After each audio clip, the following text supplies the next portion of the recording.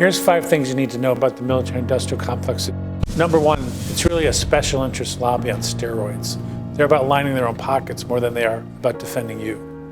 Guard against the acquisition of unwarranted influence, whether sought or unsought, by the military-industrial complex. Well, Eisenhower was concerned that it was distorting our defense, it was distorting our budget, it was distorting our democracy. One incredible execution at a time. Unfortunately, since Eisenhower warned us, the companies are larger, the budget is larger, the influence is greater, so we have even a bigger hill to climb. The second point I would make is more military spending doesn't make us safer. When you spend more, you build more dangerous weapons, you emphasize military solutions instead of diplomacy, you provoke arms races with other countries that can lead to misunderstandings. Our current strategy basically is you cover the globe, 750 military bases, be willing to fight anywhere on short notice. It's a recipe for endless war. Where we're not intervening directly, we're often providing the weapons that are used by other people to fight wars. And those arms sales, in some ways, are more devastating even than the direct wars. If you want to defend yourself, figure out what you need to defend yourself. Don't just pile one weapon on another weapon, on another weapon, hope it all works out. The third thing you need to know about the military-industrial complex is it's a terrible jobs program. We seem to be moving in an even more dangerous direction in terms of the weakness of the economy. So jobs are front and center. I mean, if you can't make money, if you can't feed your family, that's security. Any other thing you spend money on, education, healthcare, infrastructure, even a tax cut, creates more jobs than building weapons.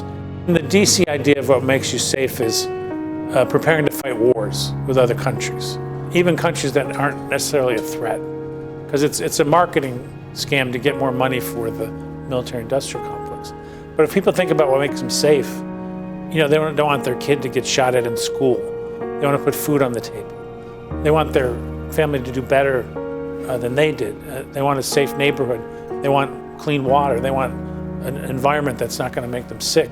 You necessarily need to be ready for a potential great power conflict with China in 2027 and for at least a few years after that. Worrying about exaggerated threats from China is almost a sideshow compared to being able to take care of your family.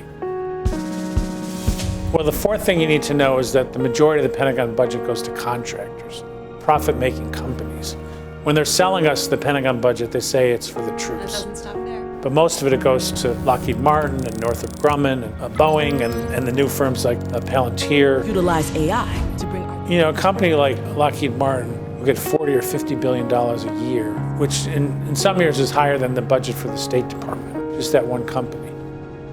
They're ripping us off. They're building systems that either cost too much, don't work as advertised, can't even get off the ground frequently enough to actually be useful for defense. A lot of it goes into $20 million salaries for their executives. They use money to bid up their own stock prices. There's folks in the military who, are on food stamps, have substandard housing, are struggling at the same time that we're asking them to take risks on our behalf. Not only is it not for the troops, but these companies are profiting at the expense of the troops. It doesn't have to be this way. Some people would say to talk about more diplomacy or reining in the military-industrial complex or having a more rational defense strategy is naive. It's a harsh world out there. We got to fight it. Actually, if you want to defend the country, don't overspend on the military. Don't let these folks shape our foreign policy. Don't just assume every solution has to be military, because that's not only naive, it's incredibly dangerous. They're living off our money. It's our tax dollars. It's our politicians they're trying to buy. If you want defense, you think carefully about what you need to defend yourself. And then you go to these companies, they provide you a product. They're just a vendor, they're just a provider. We have to kind of put them back in their box, not have them define our needs for us. Only an alert and knowledgeable citizenry can compel the proper meshing of the huge industrial and military machinery of defense with our peaceful methods and goals.